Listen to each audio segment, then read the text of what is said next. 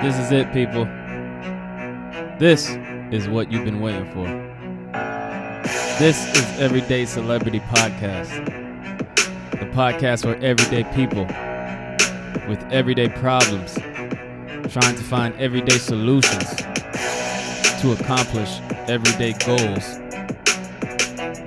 Let's start the show.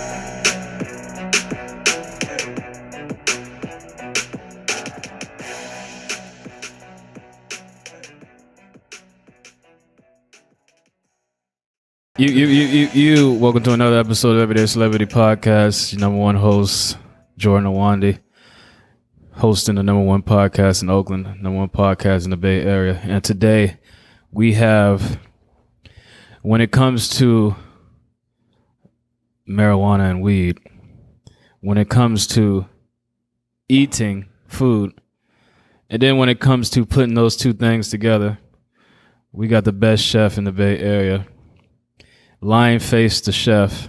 Welcome to the show. Yo, thank you. Thank you for having me, Jordan, man. I appreciate it. Yeah, this is Lionface Da Ceff. Hey, if you notice, I use two F's in my chef. You know why?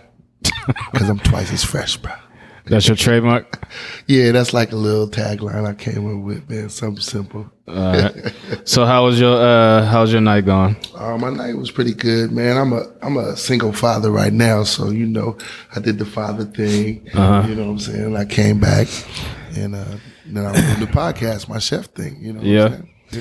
So how long have you been cooking? Let's get down to the... Well, been cooking, man. I've been hot for a long time. No, let's see. So I've been professionally cooking for eight years, about 8 years. Yeah. But you know, I've always cooked, like, I was always in the kitchen with grandmoms, moms.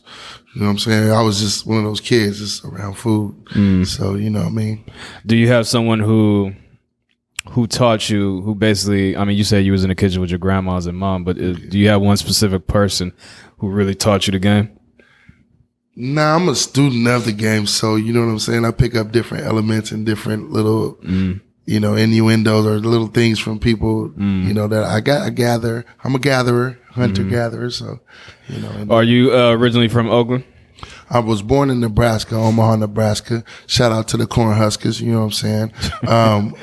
But my dad lived over here in California, man. So, you know, moms came over here when I was a little baby and left me with pops, and that's what it is. I ain't never met a nigga from Nebraska. Man, I'm the illest nigga from Nebraska. What is Nebraska like? Nebraska, man, truthfully, I love Nebraska. One thing about it is it's the heart of the Midwest. You know what I'm saying? And when I used to rap, I used to say, I'll show you how the West was won by Midwest guns, because it's the heartland. You know what I'm saying? And so it's dry when it's dry, and it's, you know, wet. All the seasons are like farms and shit, right?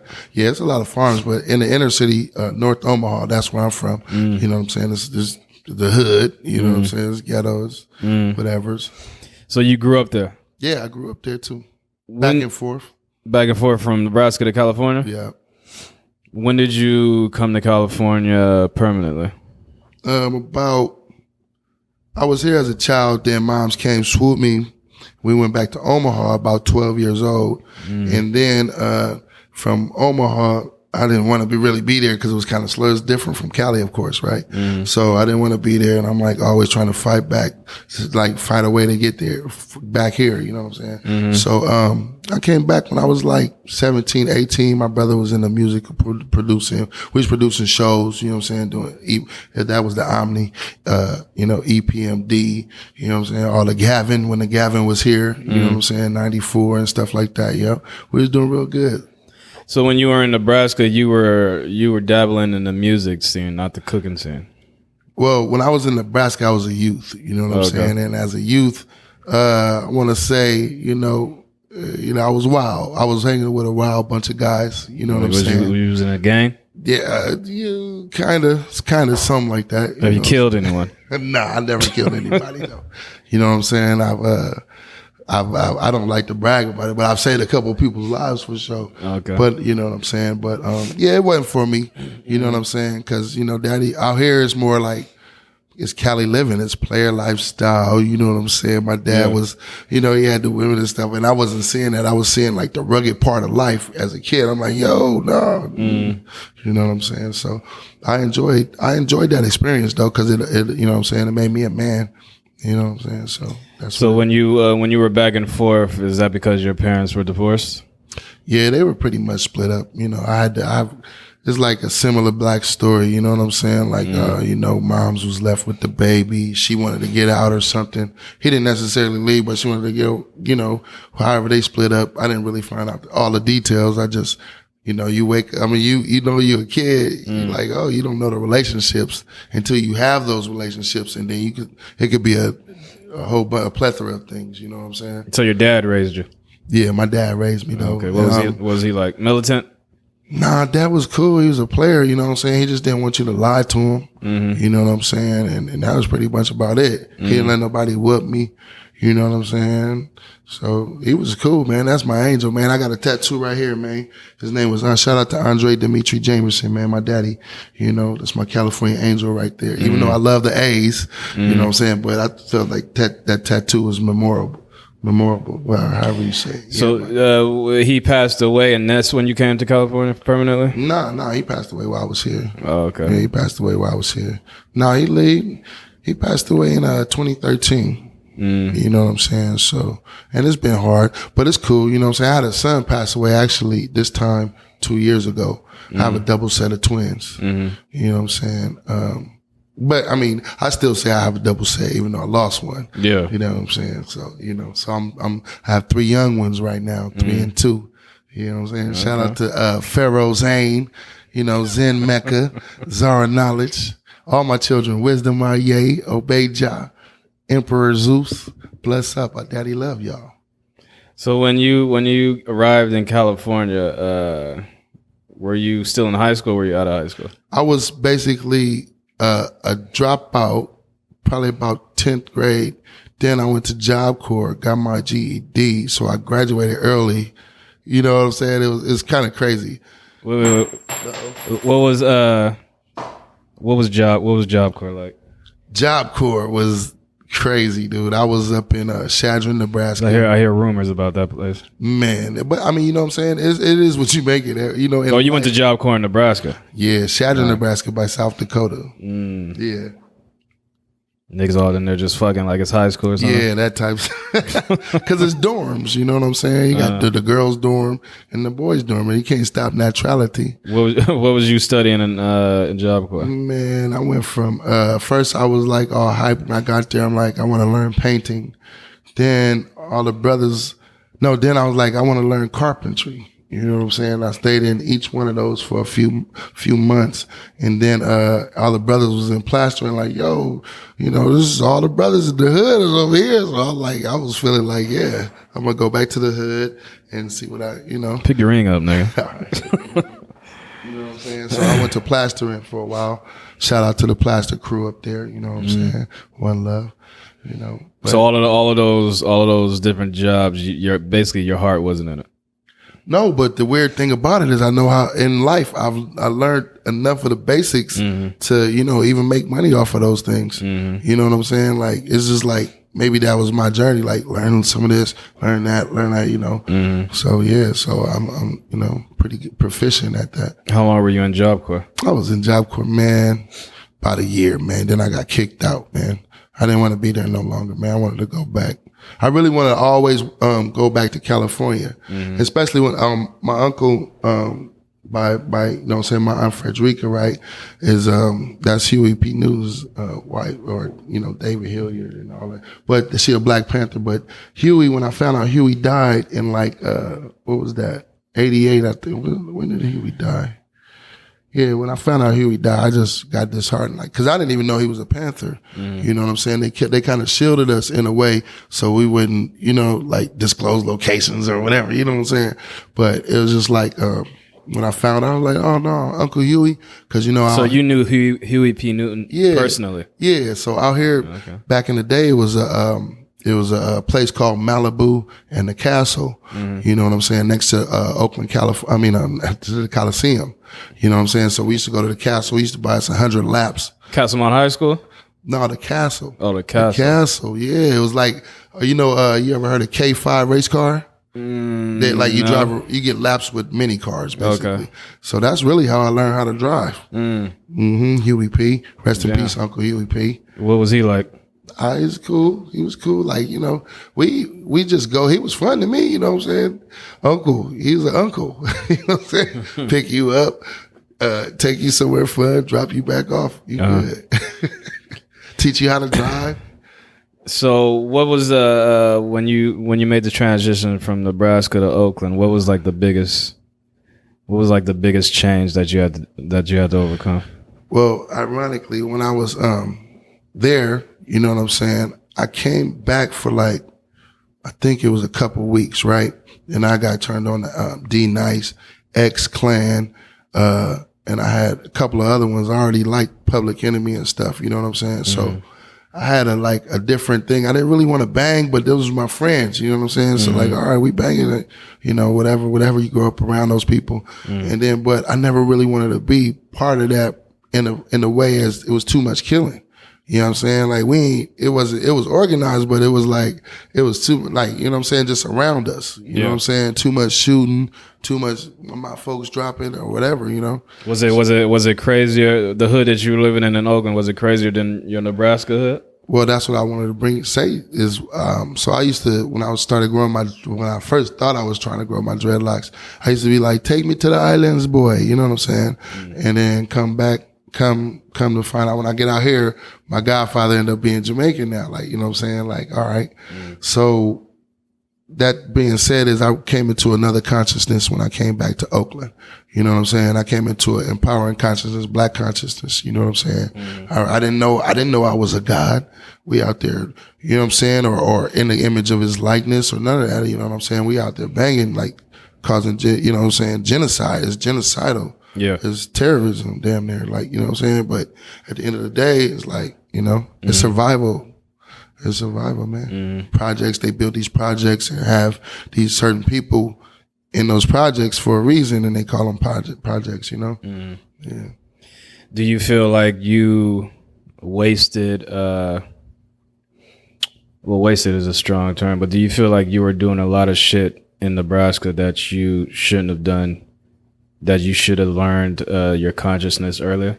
Or you just didn't have someone out there to teach you the shit? No, because at the end of the day, gangbanging is revolutionary. You know what I'm saying? It's tribal.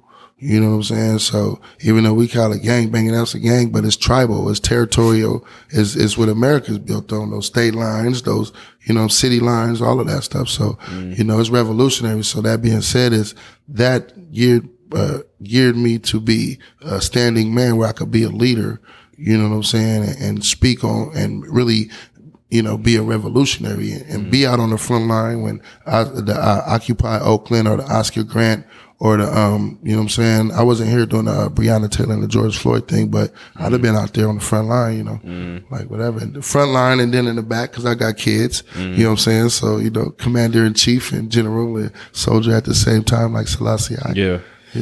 And also, I think you can say like politics is like gang, like Republicans and Democrats. Those are basically gangs. Because if you look at Republicans and Democrats, what's the difference between them and Bloods and Crips? Then let's just say that red and blue. I mean, you just take out the street violence. If you take out the violence of the street gangs. Oh no, they're doing the biggest violence. I'm talking about like hand to hand, like combat type shit. If you take that out of the equation, there ain't. If you break it down, it's no different from them. Bloods and Crips is no different from Democrats and Republicans. But they're killing millions of people though, and hundreds of thousands. Although we are territorial, you know what I'm saying? Yeah. They killing for no reason innocent people, and then got us believing like or it might be this. We don't really know the politics. You know what I'm saying? It's like it's another war. Then the gas prices go up. It's the Yeah. We just normal people. So I want to stay on your childhood. When you came to Oakland, you were involved in black consciousness. I got hip to all the culture that what I'm saying, that I'm a part of now. The yard culture, Jamaican. What part of culture. Oakland were you living in? We were staying in West Oakland. West Oakland. Yeah, West Oakland right there, 1008 Chester Street. That's where my brother started the shows. My brother, shout out to Tone Porter. That's where my brother, Backshot, started the shows. And then from there, started the Reggae After Dark. You know what I'm saying? So it was like house party, but reggae after dark, you know. What year was this? This was, when did Tone start that? I think 90, 91. Something like probably even earlier than that. But I got out here in 92. You know what I'm saying? So I got out here right when I was supposed to graduate, but I already went to Job Corps to get my GED. Yeah. So West Oakland now is basically being gentrified. In 92, what was it like? I think it was more, I ain't going to lie to you, to make a hood look a little better if we run it down. We don't want it looking like, you know what I'm saying, like, some of the worst ghettos like Soweto or something. We don't want to live, at least, it's a ghetto, but, you know what I'm saying? Some people have to live in those situations and can't get out. We have a choice, you know what I'm saying? So that's why I like to see the new stores, the restaurants and everything. But now, as far as the folks are the folks, man. They just people. I can't, you know what I'm saying? We all people, man. Was it violent back in the day? Yeah, I would say it was much more violent. That tower over there by McDonald's, you know what I'm saying? All the acorns, you know what I'm saying? It was just all tribal, you know what I'm saying? Like, cause you got to think about it, right? If I'm born in a city and we banging in the East and we banging in the West, right? I still got family members that live in those other areas, you know what I'm saying? So you got to go to the other areas. Right. Yeah. That's not, so it's kind of all, that's why I say it's tribal, because you say, it's not from that tribe.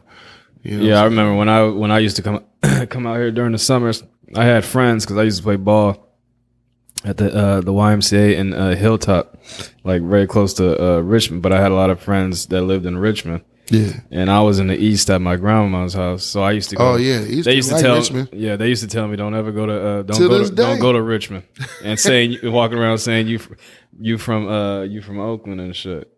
Especially don't get off at that BART station where all them niggas be. Well, I tell you what, Richmond. Oh yeah, that's new. But I tell you what, back in the day, when you go down deep in Richmond, you felt the way. But I'm a Rasta, so I felt like I can go anywhere anyway. Yeah, that's how I go search for my tree. You know what I'm saying? Get my tree. They appreciate me. They ain't gonna do nothing. You know what I'm saying? Yeah, let me get a 10 sack. I ain't spending hundreds, so that nigga ain't got no money. If you rob me, just be practicing, brother. So when you got into Rastafari, do you think for a lot of, I'm just asking for people who probably don't even know what the fuck it is. Do you think it's a religion or a lifestyle? I would say both. Because it's a lifestyle, because that's just my life and their life and our life. But now it's a religion because it holds people back. You know what I'm saying? That's to redo something. And then legion, you know what I'm saying? When you read that, I learned that like reading Metu Netter. You know what I'm saying? I didn't read a lot of it. I read a lot, I read enough of it. Like, basically touched on it. But he said, like religion just holds people back from the truth, really. But worship is a guide in life for oneself. Yeah. So yeah, man, Rastafari. Do you well, you could have chose anything. I mean, you could have studied, been a Muslim. You could have been a Christian.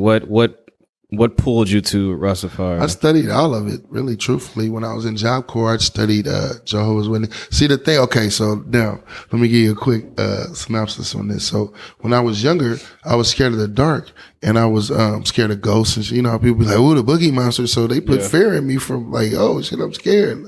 Hearing creaks in the dark, or whatever. So when they said they was catching the Holy Ghost, I didn't understand that because didn't nobody translate that to me. Like when I go to church and this lady somebody up there jumping around, like I'm nervous, you know what I'm saying? Like get me out of here. So I went to a couple of little churches when I was little. I got baptized, my grandma said, you know what I'm saying? So, shout out to Nana, honey, rest in peace. But, so I got baptized. So then it just transferred in. So I went to a couple of churches with my friends. Their dad would go to church and they'd be like, "Sean, you want to come?"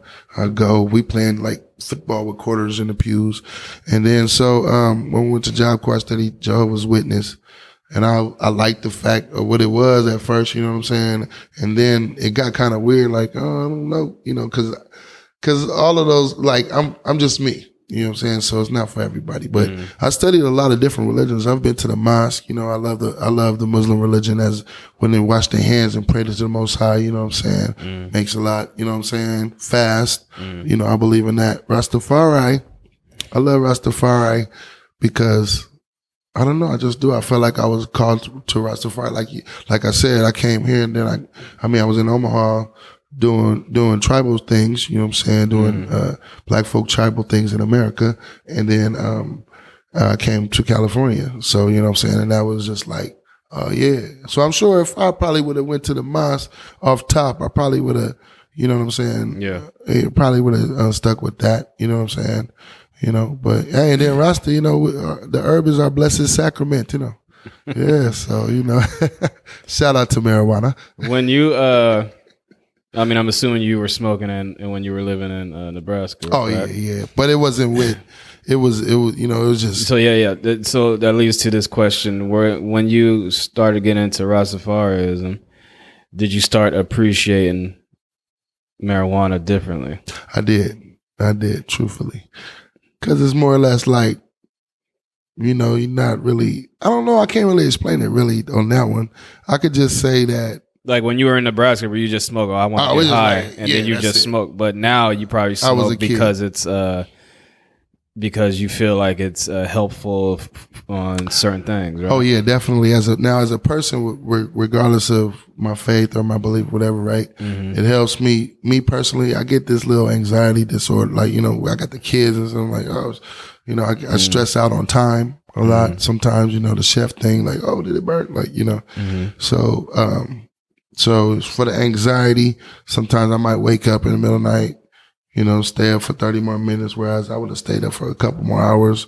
Take some of those something different mints that I bought over here for you and just relax. You know what I'm saying? So it puts me in a relaxing zone where I think I need to be a better person to myself and to other people. How do you feel about, how do you feel about teenagers smoking weed? You just named all this good shit. Yeah, I was a teenager smoking weed. But this is the truth. I'm conflicted. Okay. That's a good question because here's the reason why I'm conflicted is because,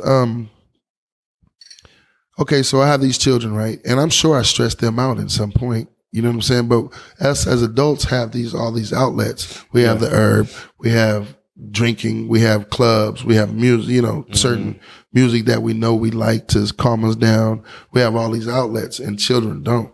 You know what I'm saying? So when it comes to that, it's also in teenagers. If the parent, they might have you know, an illness, man. You know what I'm saying? Early onset of Alzheimer's, anything that will help them, you know, nausea, you know what I'm saying? Something like that, you know, uncontrollable. So you think teenagers and children should smoke if they have problems, but shouldn't smoke. Because they should definitely ingest. But you don't think they should smoke just for fun? Not smoking, maybe. You know what I'm saying? Maybe if they do have these illnesses, they can ingest. That's where I'm here for, man. I can cook them, make them some cereal, some waffles with some weed in it. No, I remember I saw this documentary about these kids. And it was like a controversial documentary because it was these children. They were like 8, 12 years old and shit. Yeah. And they had like one of the girls had like these crazy ass seizures. And then so the parents were injecting her with whatever part of marijuana helps you. And then CBDs, and then they would it would cure them. They had Marinol too back in the day. But it was controversial because, first of all, in the state that they were doing it in, it was illegal. And then second is because back in those days, you mean all weed was like, even if it helps you, it was considered, because, you know, they were still trying to lock niggas up for it. It wasn't illegal like it is now. Yeah. So all that shit was they need to free all the ones that got incarcerated over those minor things. So when did so when you got into weed, now when did you start cooking, like, seriously? With herb? No, just cooking in general. When did you, like... Oh, that was like 8 years ago. I went to Laney College. So as years progressed, you know what I'm saying, I couldn't figure out what I really wanted to do. You know what I'm saying? So I was getting older. And I'm like, damn, I'm not really doing nothing. The hustling thing is just like, what is a no ends meat, you know what I'm saying, whatever. But then I had a friend, shout out to James Ball, you know what I'm saying, my partner from Nebraska that I met out here. And we've been deep for years now, at least a dozen. You know, he got back into California and he was just like, yo, I'm going to school. And I was like, because we was like, you know what I'm saying, PICs, you know what I'm saying, partners in crime, like, you know what I'm saying, that's my partner, you know what I'm saying, if he, whatever he doing, I'm doing, you know what I'm saying, so, and plus he's smart, you know what I'm saying, hella smart, so, you know what I mean, I'm just like, I like to hang around smart, intelligent hoodlums, you know what I'm saying, you know, so I went to Laney, you know what I'm saying, it was a good thing, you know, shout out to Chef Jackson, Chef Raji, she got me interested in going on Master Chef. Those are your teachers? Yeah, Chef Raji. Chef Raji was in baking, but she was kind of the head, like one of the head things. Chef Chantel Martin, Chef Don, you know what I'm saying? All the chefs that helped me through, man. Chef Beverly, she was like, you got those seasoned hands. Yeah, man. So yeah, shout out to Laney College, man. If it's just the thing is, it's like, you know, we got iPhones, right? Yeah. We got all these apps, right? But guess what? You can't download the Life app. They don't have no app for, you know what I'm saying, for life. Yeah. You see me? So you got to apply everything that you're interested in, basically. So how long did you study at Laney College? I was there for like, I think 2.5 years or something. It's probably like, it's supposed to be like a 2-year program, but I did like 2.5 or something like that. Yeah. Did you finish? Yeah, I finished. So got when you finished, Associate of Science. Okay. And then after you finished Laney College, where'd you go?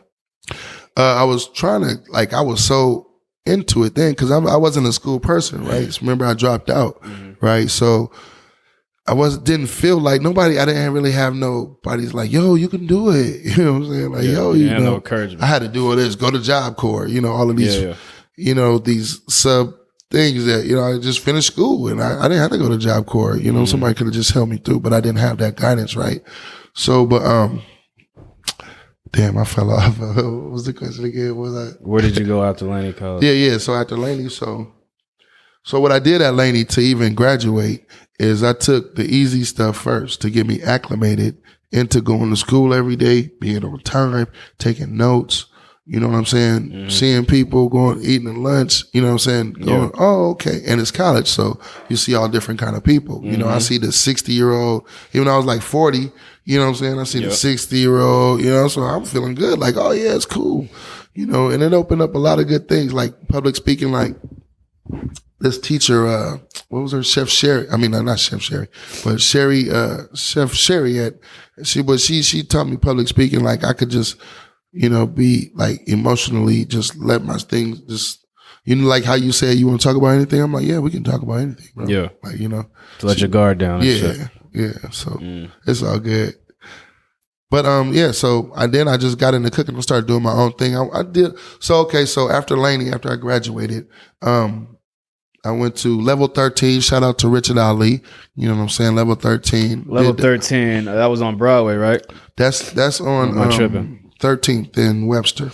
Okay. Yeah, that's on 13th and Webster. And by Caribbean City, that's the owner, Richard Ali. Okay. So shout out to Rich. Then shout out DJ Surge. I got on to the Tapas Bar, La Marcha. You know, so I learned a little. So after you finished college, you immediately became an entrepreneur and just started doing your own shit? Not the entrepreneur yet. You know what I'm saying? That happened a little bit just because I'm like, man, I could sell this food because it came with a little attitude, right? So I'm like, oh, the hours were long. You know what I'm saying? So you were at a restaurant? Yeah, I was at La Marcha. Okay. You know, shout out to DJ Surge, no disrespect, but you know, the hours were long and little pay, you know what I'm saying? I was like, man, I was a fry cook over there. Then Richard gave me a shot where it was my own kitchen, you know what I'm saying? And then, I fell out, you know what I'm saying? It was like, oh, I want to do something else, you know what I'm saying? And then, so that's what I did.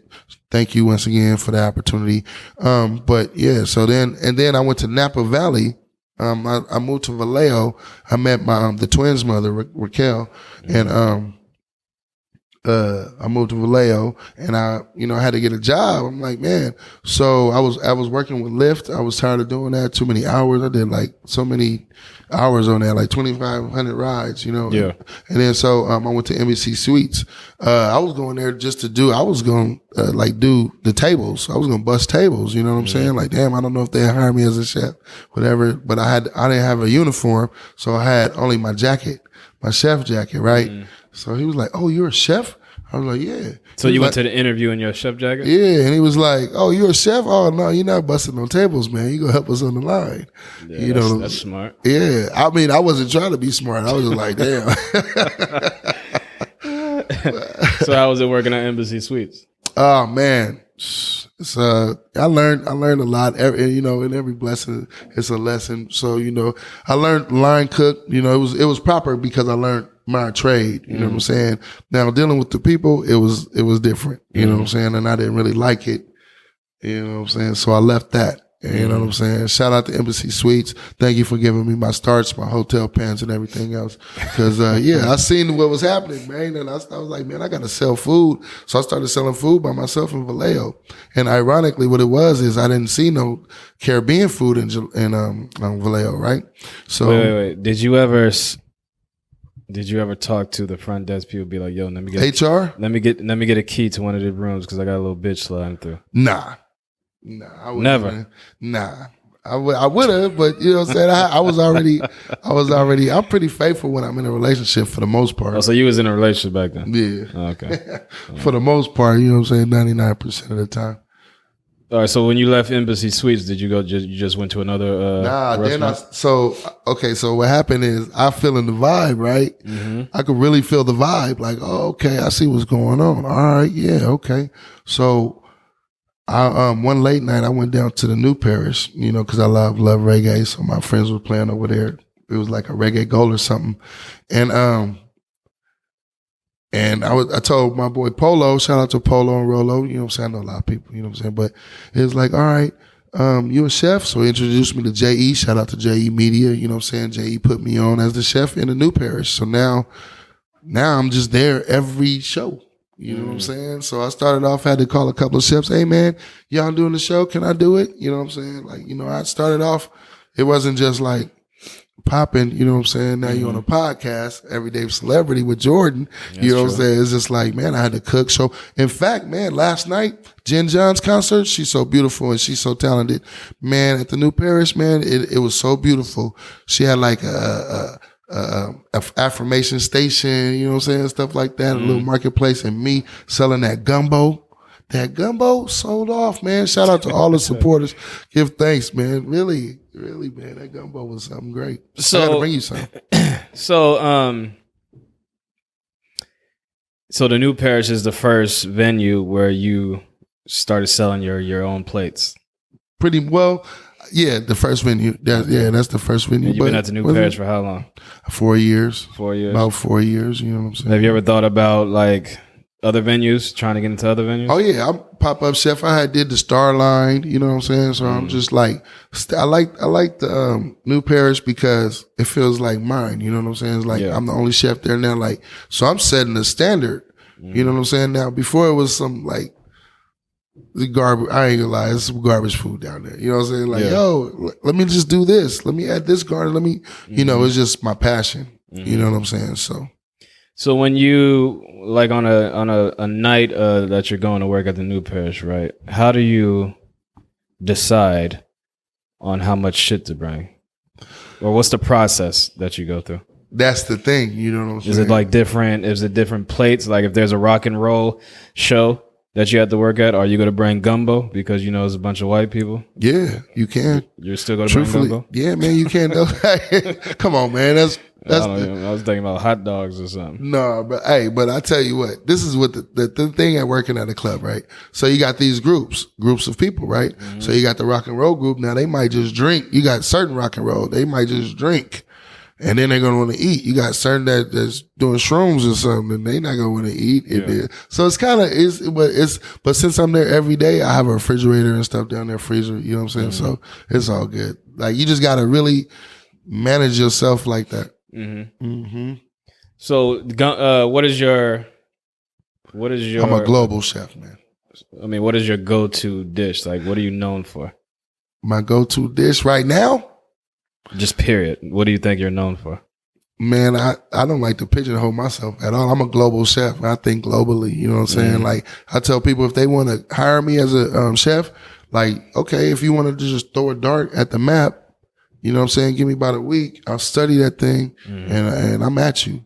Moroccan, you know, Ethiopian, you know, but I've lived in all these cultures, you know, so I'm a part of all these cultures. So it's almost, so that's why I can't just be like, oh, fried chicken and macaroni, or, you know what I'm saying? People do that to me though. Well, at first, you ain't got no mac and cheese in them. Nah, man. So right now I got garlic noodles. Niggas do love that mac and cheese. I know that mac and cheese be smacking, but garlic noodles, steaks, any kind of way, you know, so I got the New York strip. I got the scallops, the big Japanese scallops, the lobster tail. You know, so I'm going big, man. Cause, when I was actually in Oklahoma for like 2 years, having my second set of twins. And, when I seen Chef Smelly doing his thing, man, I'm like, yo, I gotta go back in it. So I actually took a trip down Louisiana, Texas. We did the whole, like a horseshoe and went back up to Oklahoma. You know what I'm saying? We did like a H, you know what I'm saying? It was like, you know, real cool. That was like I think it was almost like 2 years ago. Yeah, like something like that, you know, for my birthday, man. Yeah, it was beautiful. So you got the cooking. You established yourself in the Bay Area as a chef. When did you start to pivot into the edibles? So I was at the New Parish, and I met a guy, and he was like, and I was just talking. It was like, well, you know what I really want to do? Because it seems like to me, I've always been on the forefront. So that goes back to the Vallejo thing when I started selling Caribbean plates because there was no Caribbean spot out there. Then all of a sudden one pops up. I was going to be the number one in Vallejo Caribbean because there was no other. You know what I'm saying? Now I always want to be number one now, like, because I always felt last. So now I always want to be number one. It's an adverse effect, right? So I'm like, all right, so I want to be the first one to do this, the first one to do that. But I know you got to have the resources. Ironically, this guy came up to me and I started talking to him. He liked my Caribbean food. He's front part Caribbean, you know what I'm saying? And he was like, well, I'm going to introduce you to these people, which is Manuel right here. You know what I'm saying? So I met Mama K and Papa Doc. That's what I call them, is, you know, it's been all love since then. It's been about 3 years now. You know what I'm saying? Even with the COVID. So Manuel they had the brand and the weed, and they just needed a chef to put it together. They got me, and they found you. They got me. Okay. You know what I'm saying? And now we have a team. You know what I'm saying? So now it's good. You know, and each one is specific to what they like to do. You know what I'm saying? Yeah. All right. Well, speaking of edibles, our first sponsor of this episode is. Could you want to talk about the product? Yes. So this product is called something different. It's 5 milligrams. It's cannabis infused mints. They're like sweet tarts. 2.5 milligrams of THC and 2.5 milligrams of THCA. This is from the Manuel Prescription Eats. By the way, you can go on Facebook and look up Prescription Eats and see a few videos from me and my team. You know what I'm saying? And we got these, so we call them sophisticated sours, and they're from Arcata, straight direct from the source.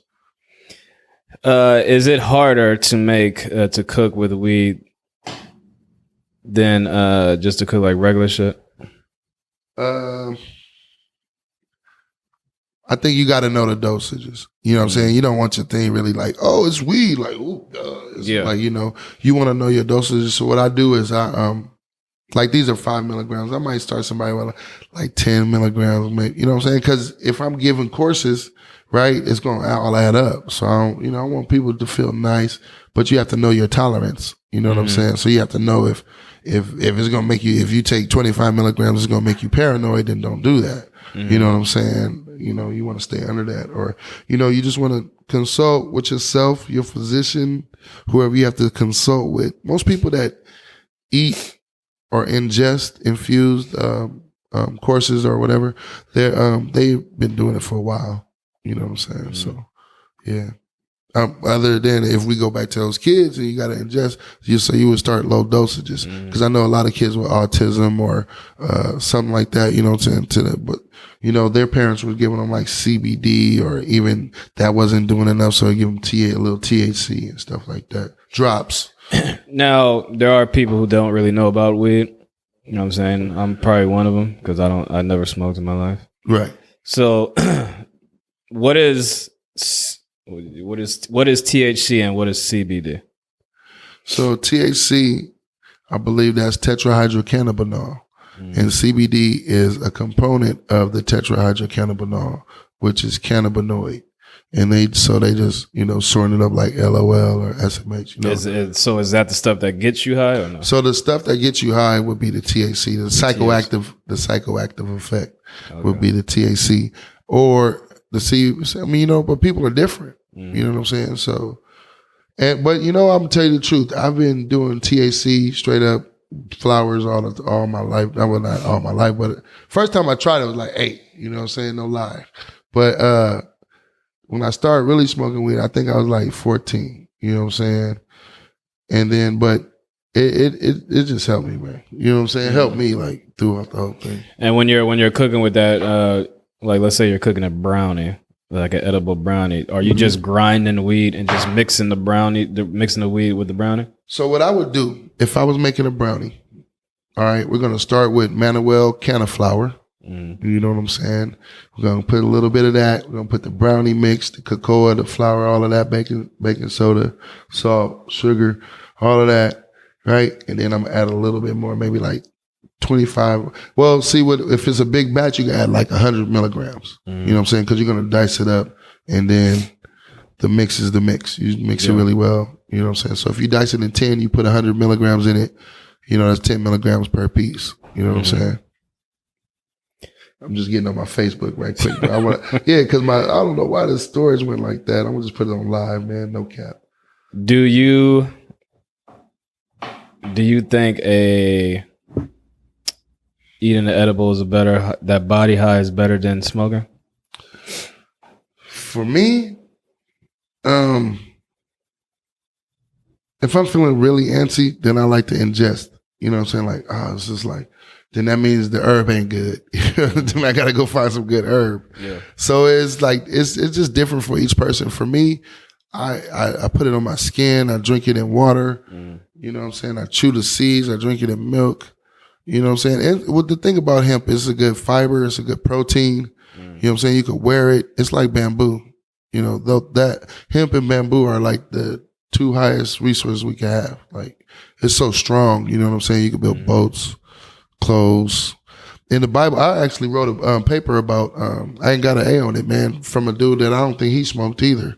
But you know what I'm saying? When I was in school, so he gave me an A on that. It was like, is marijuana, the earth's, was it last natural resource or something like that? You know what I'm saying? It's like, it was a good thing. And you know, in the Bible, I did my researches, and you know, because it was a college paper. So it's like, hemp has been used. It's like 12 different manners you can use it for. So you can break it down 12 different times. It's not just what we know. It's more incense, smoking, eating, you know, clothes, you know, wicks. You can make the wick, you know, it's walking sticks. You know what I'm saying? Yeah. So yeah, it's real industrial.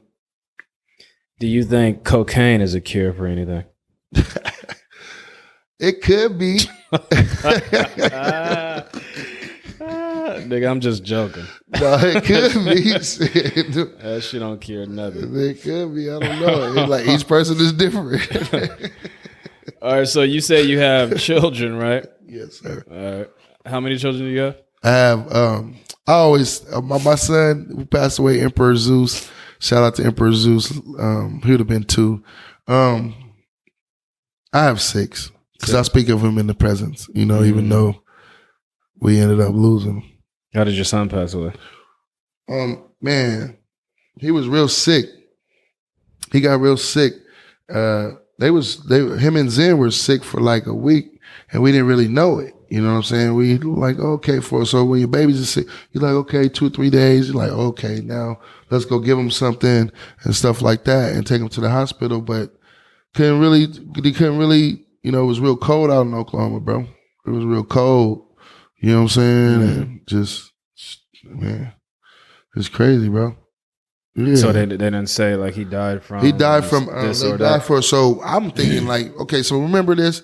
Remember before COVID, pre-COVID, it was like, they first of all they saying everybody was a conspiracy theorist. You know what I'm saying? And then they like, oh, yo, so a lot of conscious people that I know were talking about what chemtrails, right? Mm-hmm. You remember that? Like chemtrails? Chemtrails, in the sky, like, you know what I'm saying? So it was certain planes that, you know what I'm saying, we believe that was coming, like people would get sick, you know what I'm saying? So now people don't even talk about the chemtrails after COVID, you know what I'm saying? But I feel like it was chemtrails over there in Oklahoma or something like that. And he just got sick. They let us out. It could have been a number of things, dude. When I got there, they had a PIC line in his head. It was Oklahoma, so I couldn't flex like Oakland, you know what I'm saying? I'm always there for my babies, like, you know what I'm saying? I couldn't be like, yo, no, you know what I'm saying? They like, oh, do you believe in Jesus? And I'm like, yeah, whatever. That's my son with a PIC line in his head. I have nothing to do with Jesus right now to me. You know what I'm saying? So what's that? So, you know, they was kind of looking at me like, you know, that's Oklahoma. They was looking at me like big black man revolutionary. Like, so I felt all Oakland and Omaha in Oklahoma, all the O's in Oklahoma was like, oh no, they gonna. And then you see people, they have this, it's real weird out there. Yeah, I bet. It's real weird. I didn't want to be there, man. I didn't want to be there, and I lost my son. We went to the Grinch. I love the Grinch as a kid, but I didn't want to go. I'm like, oh, it's cold. We went to the Grinch. Came back. I went to sleep with Lil Zane. My first set of twins. Went to sleep with Zane on my chest. 10, like at about 10 o'clock. That was about 7 o'clock, 10 o'clock. We actually had an argument, a severe argument, like, yo, you know what I'm saying? And then about 10 o'clock, just heard the illest scream I ever heard in my life, dog. And that's a mama just lost her seed. My baby. Damn. Crazy, but I'm living over here. The more I talk about it, you know what I'm saying, the more it helps, you know what I'm saying? And it helps mentally, but it helps, you know what I'm saying, emotionally more than mental, you know what I'm saying? Because it's still messed up to me. But emotional, like, you know, I don't have to be crying over it, you know what I'm saying? I shed my tears privately, but you know what I mean? But yeah. Do you all of your children is with the same person? No. So I have three mother of my children's. Three mothers. So my first one, he 22 years old. That's Obeja. And then my second one, that's Wisdom Aye. She's my love. She's 10 years old. Then I have the twins, 2 sets of twins. So they're 3 and 2. So that's 6 kids. Double set of twins, my nigga. I'm the illest nigga from Nebraska, bro. Hey. So you have 2 sets of twins with one woman. One woman, yes. So when you guys found out you guys were having another set of twins, what was that like? That one was okay. So now the twin trip, it was like, yo, because I thought my first son was gonna be twins because he was just a big dude. You know what I'm saying? So the first set of twins, I'm like, yes, I knew it was going to come in my life. I'm like, yeah, about time. You know what I'm saying? About time, shit. You know what I'm saying? Because my granny was an identical twin. Shout out to Granny Velma and Thelma, you know what I'm saying? Identical twins, you know what I'm saying? Shout out to the Brewer family and the Moore family. Yeah, so, yeah, it was a trip. The first one, I'm like, oh, we got to keep those. You know what I'm saying? Right? I'm like, yo, twins, I'm telling you, if you have to, you be like, yo, twins. Yeah. It's just special, right? Yeah. So now I've heard about the second baby coming real quick type stuff. You know what I'm saying? Like, oh, you better watch out, you know. But I didn't heed the call. So 18 months later, I'm pregnant again, Sean. What? Oh, hell no. For real? Wait a minute. So you had the first sets of twins, and then 18 months later, she gets pregnant again? 18 months later, she had another set. So she got pregnant again 18 months. I mean, she had within kids. Within that 9 months, it had to be. Wow. Well, no, they was born. Yeah, they was born on everybody was pretty much term. They was 2 term. But the second set of twins were like 2 and 3 pounds. You know what I'm saying? Are you still with this woman?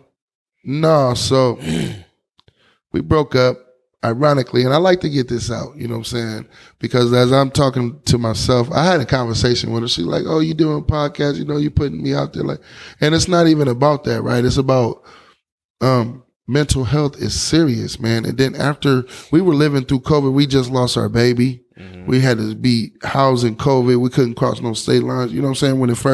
When the pandemic first started, you know what I'm saying? So we were going through it, and I know we're going through it. We in a small town. We was in Shawnee, Oklahoma, man. That's so small. It's just like small, you know what I'm saying? So we were like aloof to really everything because we had a Roku TV. So we're not watching all the channels, all the destruction, all the stuff. We're watching what we want to watch, you know what I'm saying? Till we watch that. Now we focused on that. So we lost the baby. We going through it, you know what I'm saying? I'm doing my chef thing for Manuel. We filmed something. She had a bipolar episode, you know what I'm saying? The thing was she couldn't get the right medicine, you know what I'm saying? Because we had just moved to Oklahoma and she couldn't get the right medicine for some reason or whatever, you know what I'm saying? Then she didn't get the medicine till later.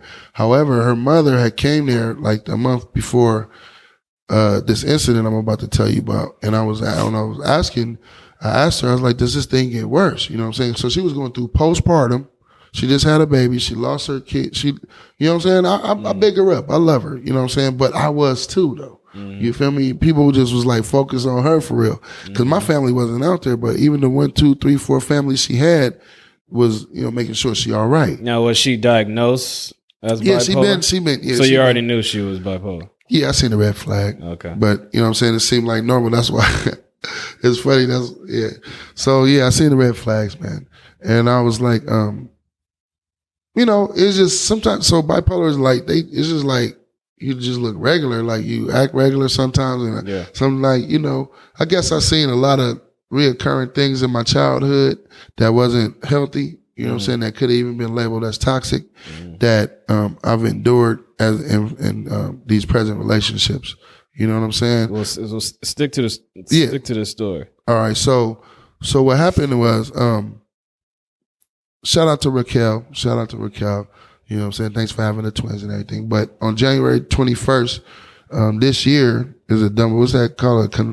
When you flip it around, 121, something like that. But anyway, shit, I don't know. We were having an argument, man, and she pulled the wheel with me and the 3 children that I have right now. You know what I'm saying? Pull the wheel. What do you mean by that? We were driving on an Oklahoma highway, and she pulled the wheel. She was like, oh, she pushed the wheel actually. Oh, get over this way, like, you know what I'm saying? And had not been recording, bro, like, you know what I'm saying, that whole little incident would have flipped on me, of course. You know what I'm saying? So she almost caused an accident. She caused an accident. Yeah, she caused a near tragic accident, bro. And we had already lost the kid, dog. You know what I'm saying? But I had seen red flags, and your kids were in the car. Yeah, and it's funny because they like to squirm out of their seatbelt, but this particular day, bro, you know what I'm saying? And I had hella clothes in the car that I was cleaning up. She was going through the thing, so I had to be the man and the woman anyway. You know what I'm saying? So I was doing laundry, doing this, trying to stay afloat, trying to keep my head. You know what I'm saying? Which is cool because I did. You know what I'm saying? If I didn't have all of that stuff I had to take care of, then I would have probably been losing my mind too. You know what I'm saying? So yeah, man. So there was clothes in the car and they survived. I was like, damn, so stayed 2 days in the hospital in Oklahoma. Then I flew. I had a job to do. This is how I know cooking and culinary arts and science is my passion, because I had whiplash, bro. I took the 3 babies, 5 bags, and whiplash to Nebraska to complete this. They were doing a Black Love dinner or something like that. They had already paid me half. I flew out there, did my thing. You know what I'm saying? Still, you know what I mean? Then I flew to Arizona, stayed out there. It wasn't cool.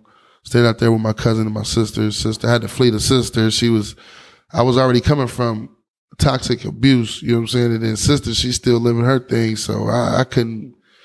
At the end of the day, me and Rastafari, man. We want peace and my tree and my woman. Everybody be happy. The kids be happy. Everything. Just a normal man thing. You know what I'm saying? But yeah, it wasn't good. So I came back to California. Are they still in Oklahoma? Who?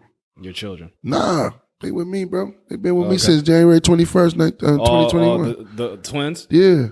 They been with me.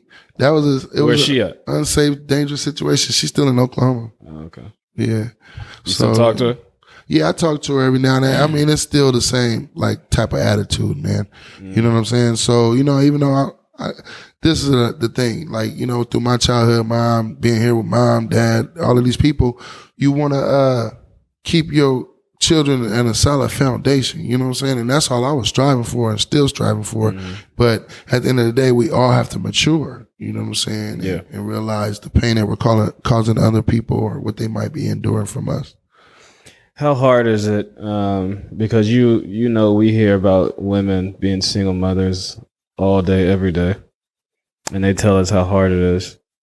But you rarely hear about single fathers taking care of the kids, and you rarely hear about men getting custody of the children. There has to be something really wrong with the woman for the court to separate the kids from their mother.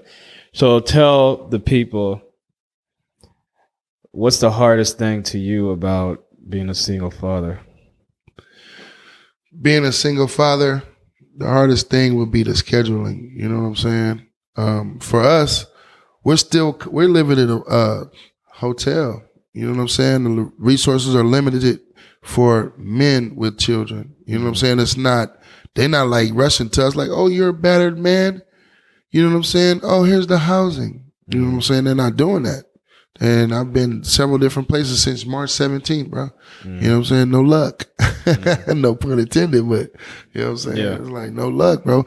And so the hardest thing has been trying to balance daycare. I need to get them in school. You know what I'm saying? I have to wash all the clothes. I have to, and hey, trust me, at this point, it's definitely a blessing. I lived over there. I'm like, all right. Because truthfully, what happened in Oklahoma, she had left to California because she's from California. Their mother left from Oklahoma to California for a few weeks, bro. And I didn't know for a few days. I thought she was at her aunt's house. I'm like, where's Raquel? Where's she? You know what I'm saying? And they like, oh, you didn't know she went to California? How the hell am I supposed to know that? Yeah. So it was like, that was little incidences leading up to where it is now. So it is what it is, man.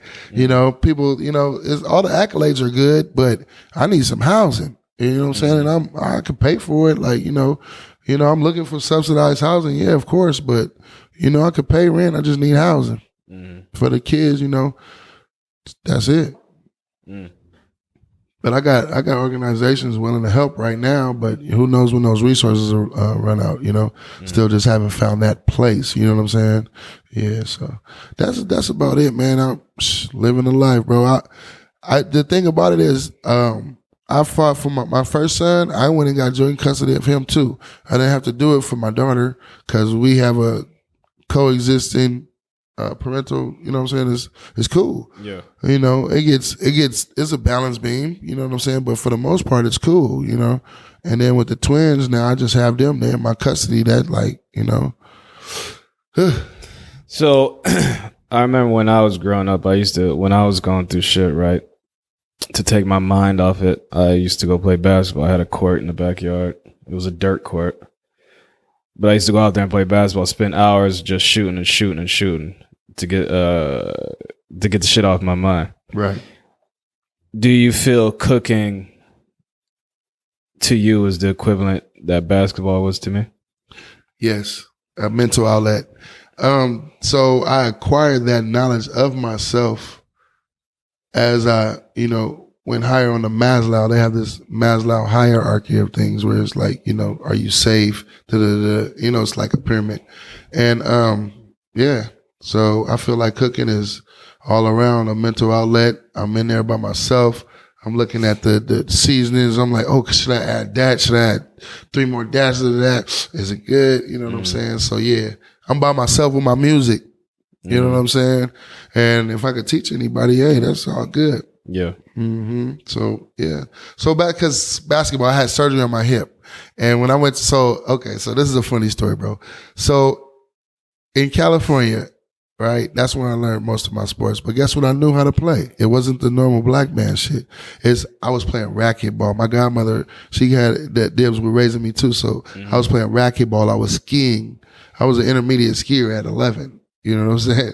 So when I went to Nebraska, the country, the Midwest, they throw me a ball. I'm like, shit, I just been watching this. I don't know.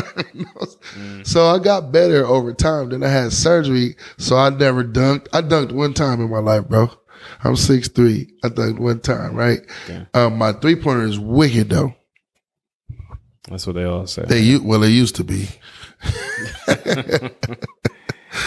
Do you ever have times where you're like, fuck it, I can't do this anymore. This shit is too hard.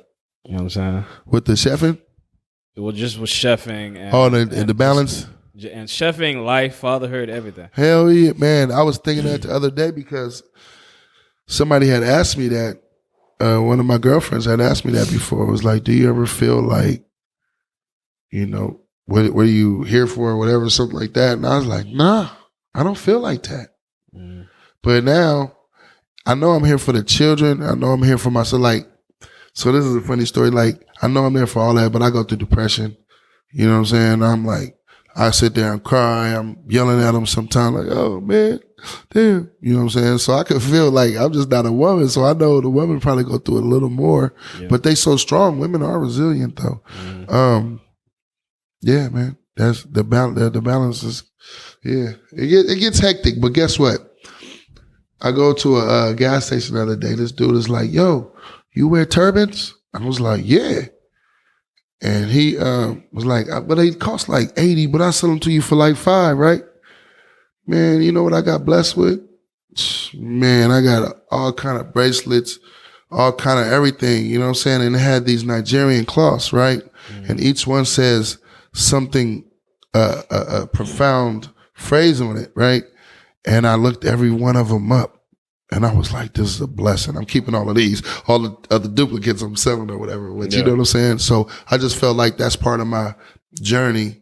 You felt like that was a sign? Yeah, absolutely. You know, that everything is going to be okay. That's why I said, like, worship is a guide of life or something like that. I got that from one of those cloths. Yeah.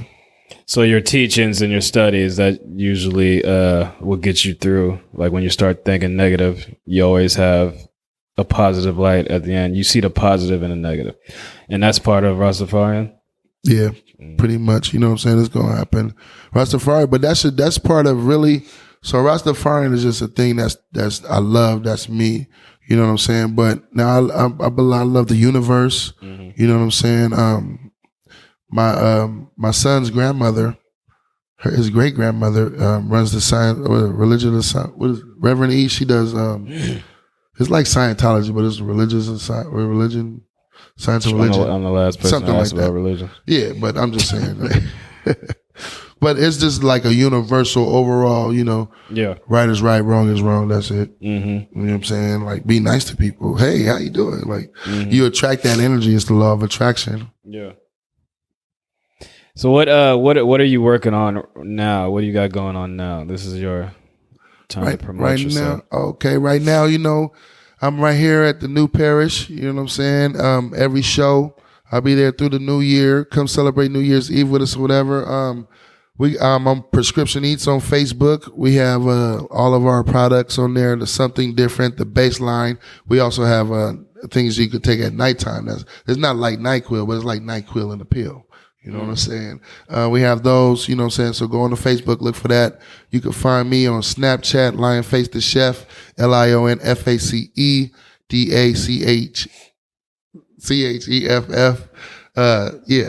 So, and what's that? Instagram, Lionface Da Ceff, LionFaceDaCeff. I use 2 F's in my chef because I'm twice as fresh.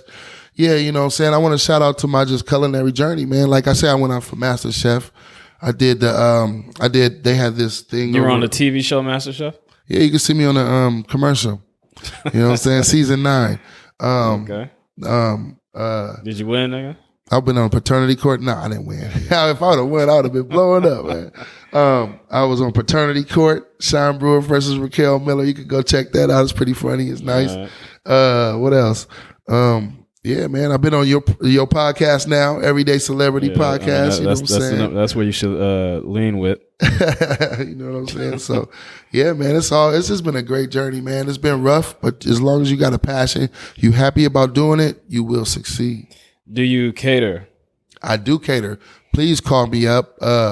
Hit me on, slide into my DM or whatever they say. Go into my DM, get all, and hit me up that way. Cause my phone number, I don't want to give away my phone number. Some J cats out there. Are you going to leave me one of these mints? Oh, I'm definitely going to leave you with a few, Jay. Let people try them out. Then want to get that on camera. Saying that shit. Yeah, maybe when I come back in like 6 months, cause this year is about to be hectic, man. I'm gonna be all up north. I hope so. Humboldt, it's gonna be hectic, man. We have activated powder. I didn't really talk about the activated powder. Like Forty used to say, sprinkle me, man. Mm-hmm. We got that. That's the 1-to-1 ready. I can just sprinkle it on. I can cook. I can infuse it. Just sprinkle it on food? Yeah, absolutely. Tastes good. It's good. I would probably do like a salad, vinaigrette, something like that for you. Have you ever mixed mushrooms with weed and made something?